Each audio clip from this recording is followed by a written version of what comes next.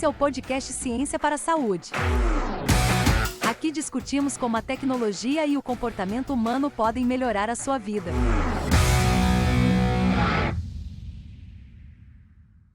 E aí, pessoal, bem-vindos a mais um episódio do nosso Ciência para a Saúde podcast. Hoje um episódio muito especial.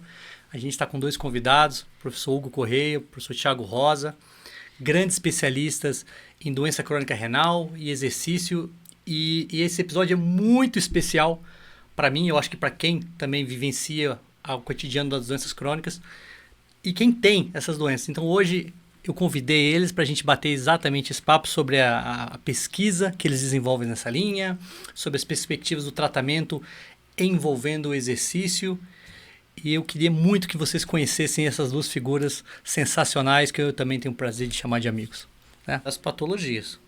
Então, acho que vocês têm essa mesma percepção também. É curricularização mesmo, assim, da forma como que o currículo está organizado e como a gente necessita de mais tempo e de mais foco para essa questão. Eu vejo que a gente tem uma preocupação muito grande, porque a educação física tem um espectro imenso, né, de habilidades, né? Que ao mesmo tempo que isso é bom, pode ser ruim também. Então, por vezes, a gente não tem um estágio do profissional de educação física num ambiente clínico muito bom.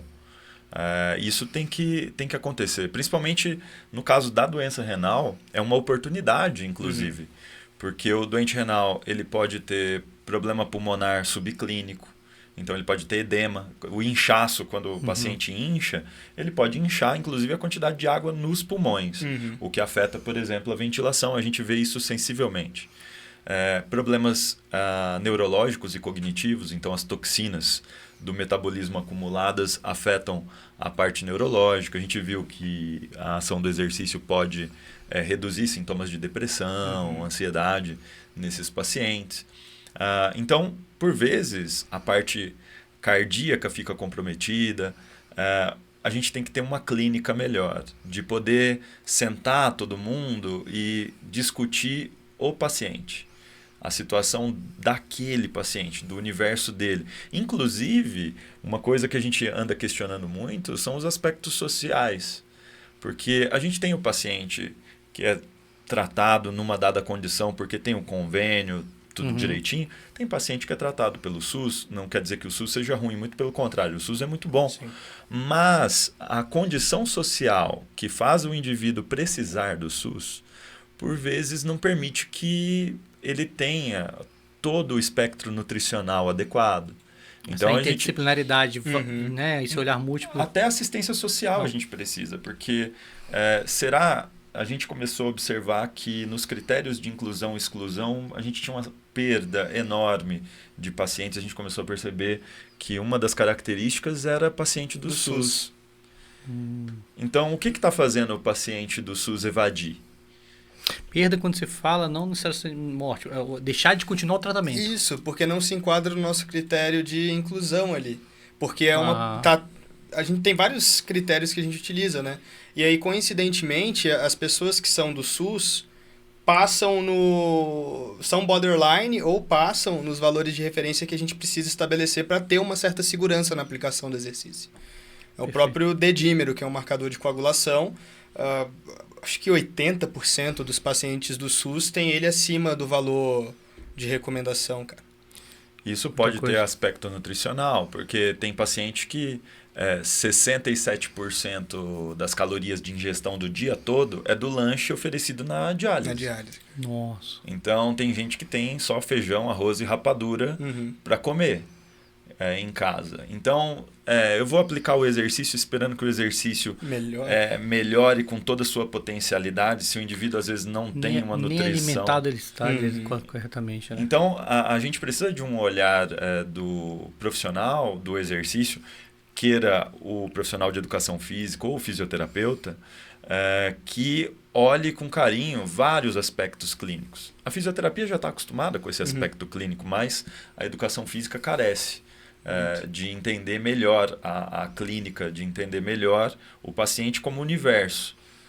O engraçado é que a licenciatura já tem contato com essa realidade social mais próximo, talvez pela atuação na escola, nas escolas Totalmente. periferias, mas aí quando a gente vai para o bacharelado, e gente, para quem não é da área, são cursos completamente diferentes. Sim. Né? Eu entrei na plena, era uma confusão danada na minha cabeça, porque a hora eu tinha disciplinas de academia, de repente eu ia para a parte escolar, e então, quando era junto, tinha vantagens e desvantagens, mas são cursos completamente diferentes.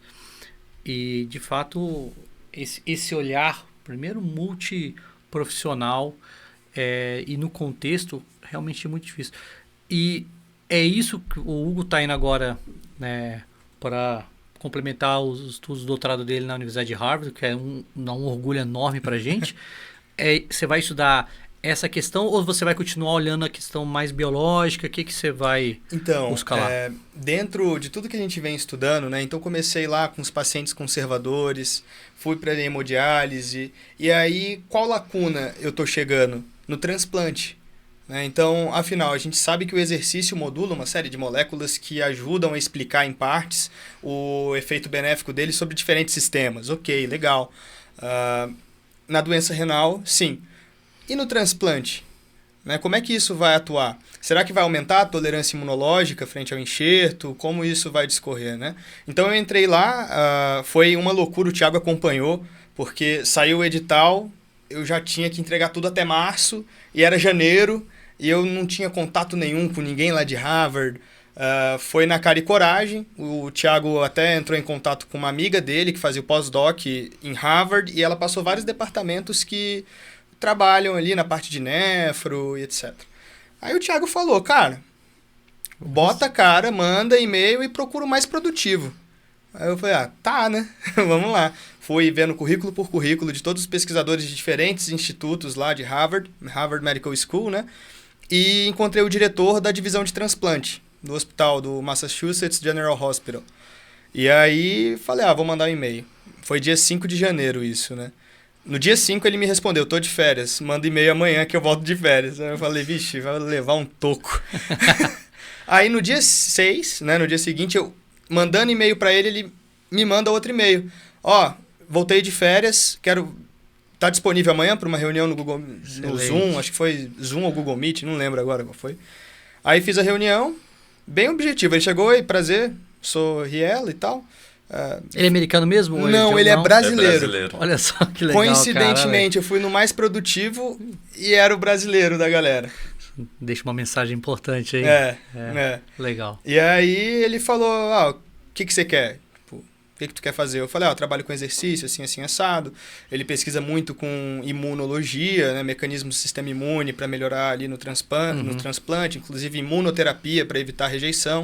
Eu falei, o exercício ele vai trazer vários alvos moleculares que a gente pode pensar lá na frente em sintetizá-los e administrá-los para uma forma de nova terapia para o transplante.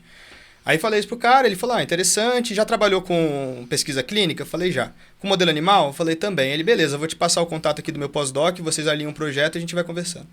Aí, na mesma semana, entrei em contato com o pós-doc dele, falei, eu reuni com o Thiago antes, a gente formulou várias pesquisas, aí eu fui apresentar ele, legal, cara, muito bom. Mas 10 meses você não vai ter tempo de fazer tudo isso daí que você falou, não. Eu tenho um projeto já aqui encaminhado, que é um protocolo que já passou pelo comitê de ética daqui. Desenvolve o seu projeto com esse protocolo. Aí eu falei, beleza. A priori, eu vou trabalhar, não é nem com transplante renal, porque dá muito trabalho. Então, dado o tempo limitado que eu tenho, vai ser transplante de pele. Mas eu vou sondar os mecanismos imunológicos, a imunologia do exercício, no processo de tolerância ao enxerto de camundongos transplantados, né? Então, vai ter inibição de via, estudo com animais nocautes, de vias relacionadas ao aceite e ao rejeite do transplante. E caso eu consiga traçar uma via interessante do exercício físico no transplante, aí eles vão ampliar para novas cirurgias. Transplante de coração, rim, pulmão. Legal. Você tocou num assunto que eu acho que é uma dúvida de muita gente. O exercício, na questão do transplante, por exemplo, o exercício é um aliado, ele acaba que o transplantado ele tem um aceite melhor daquele novo órgão, vocês chamam de enxerto, quando o camarada ele é fisicamente ativo, é quase assim, aí nesse caso é obrigatório. Olha, inclusive a gente já discutiu sobre, a possibilidade, isso em um futuro um pouco mais distante, de o nível de atividade física ser um dos parâmetros a ser considerado como preditor de sucesso da cirurgia.